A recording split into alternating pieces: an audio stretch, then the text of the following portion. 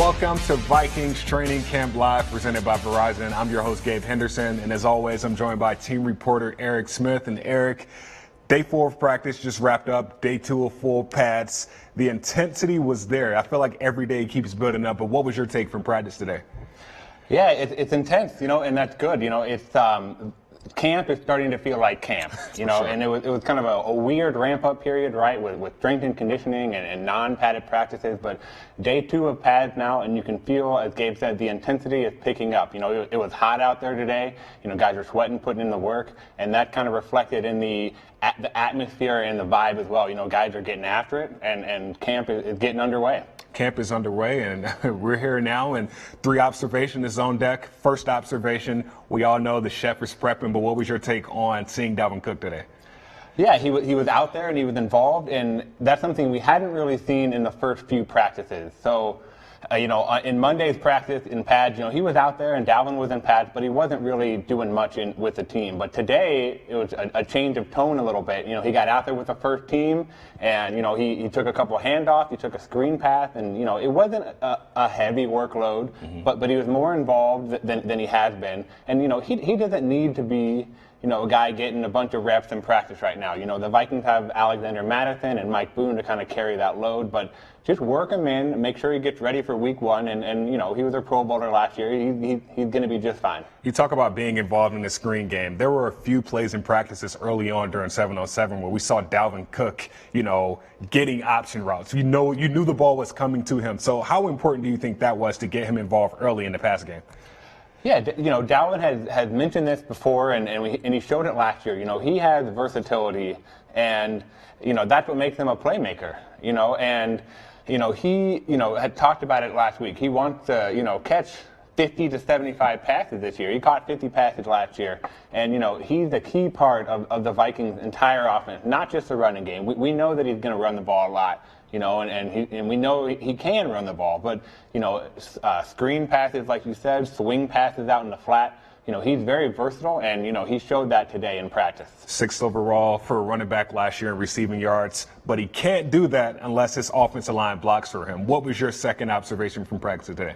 Yeah, I really liked how the right side of the Vikings offensive line looked, and that's center Garrett Bradbury, right guard Pat Elflein, and right tackle Brian O'Neill. And those are all familiar faces. Just Elflein is obviously playing right guard this year when he had played left in the past. In practice today, each one of those players won both their reps in one-on-one drills, and it's impressive. The Vikings have a good defensive line. And in team drills, you could tell those 3 are really working together. Elflein obviously played left guard last year, and the year before he played center as a rookie.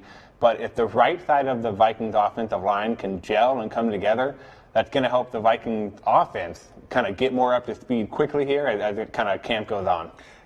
Brian O'Neill, voice of the Vikings PA, said Brian O'Neill is top 3 offensive tackle in the NFL. Would you agree? What do you think you need to see from him coming into this upcoming year? It just takes a similar step that he took from year 1 to year 2. He was a second-round pick in 2018 and played well as a rookie, but you could really tell his progression last year in year 2. And if he can do that again in 2020 here, he can solidify himself, as one of the best right tackles in the game. He was very athletic coming out of Pittsburgh, and he kind of fits the profile exactly what the Vikings want for their, athletic, quick linemen. Observation number 3. I have to give Dan Bailey some love. We don't talk about the specialist a lot, but Dan had a great practice today. He made all 4 of his kicks. He made a PAT. He made 2 field goals from 41 yards and another from 48. And he's actually 7 for 7 in camp so far. So he's, I don't want to jinx him or anything, but he's perfect so far. But that's almost to be expected a little bit, because, the operation of him and long snapper, Austin Cutting, and holder Britton Colquitt, those guys were money last year. Dan was 27 to 29 on field goals, and Dan has kind of carried that into camp. Like I said, he's 7 for 7 in camp. He doesn't kick in team periods every day, but when he has, he's been perfect, and that's what the Vikings want to see. You talk about being perfect. He was also 3 of 3 for 50-plus yards last year, so that's another thing the second all-time leading scorer in NFL history expects to, build on for next year. But 3 observations, we'll have that every single day for training camp. But another thing we got to get towards is the position battles. Day one, let's talk about one thing that everybody's been talking about, the cornerback group. So for you, what are you looking forward to for this position battles? Talk about the cornerbacks. Yeah, it's no secret, right, that the Vikings cornerback group was probably the most pressing question as we came into camp. There was a lot of turnover. There's a chance the Vikings could have, 3 entirely new starters this year. And so far, those guys have been good. Yeah. So Mike Hughes has played, inside and outside, and that was kind of expected. He's played in the slot and outside with the Vikings. Holton Hill has played outside. First rounder Jeff Gladney has kind of done what Hughes has done, played inside and outside. And the star of camp, so far has to be Cameron Dantzler. He's played outside, and he's making plays every day. Mm-hmm. He had that deep pass breakup on Thielen yesterday. Today he picked off Kirk Cousins on a great read across the field. So it's almost like Dantzler's, becoming the guy to watch every day in practice so far. You talk about that pass breakup. After that pass breakup yesterday on Adam Thielen went up to Mike Zimmer and basically said, hey, that number 27, that guy's going to be really good. And that says a lot about a rookie corner. He just seems very smart, very comfortable there. But speaking of the other first-round draft pick, we haven't talked about Justin Jefferson. We'll talk about that on a later day. But the other first-round draft pick, Jeff Gladney. He's very, very physical, and I like his play. What have you seen from him? What did you see from him today? Yeah, he's feisty, and we kind of knew that coming out of TCU. Like I said, he's played inside, he's played outside. The Vikings like to, I think the buzzword, right, is they like to cross-train their cornerbacks to play inside and outside. They kind of need that versatility as the season goes on. But he looked good, he had a meniscus injury coming out of TCU, and Mike Zimmer said a few days ago they're kind of just making sure he's doing okay, and kind of taking it slow with him. But when he had been on the field, he's been good, and it's just a competitive group. The entire group has been competitive. They're chatty, they love to talk, especially when they make big plays, and they've been a real bright spot so far in camp, and that's good because, like I said, they were perhaps the biggest question mark entering camp a week or so ago. Chris Boyd was a guy that has, we've seen a lot of reps of him also. So Chris Boyd, he talked to the media today, but for you, what did you see from him that made him stand out and gives him, opportunity to be a possible starter this year? Yeah, I think, you can tell his confidence this year, and, a lot of people talk about that, like we talked about with Brian O'Neill, the jump from year 1 to year 2. Chris excelled on special teams last year, and sometimes that's where guys have to start out. Adam Thielen did that, C.J. Ham did that, and just that comfort level and the experience of, hey, I can play well in the NFL, even if it's on special teams. Now, as he goes into year 2, he's getting runs, with the second team cornerback, he's playing outside, and he looks good.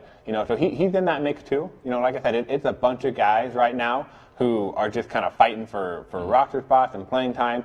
But you can tell they're definitely having a lot of fun while they do so. And you got to have fun to do it. But last question, what's a name that fans aren't hearing or seeing a lot about that you saw at practice today that they should keep their eye on?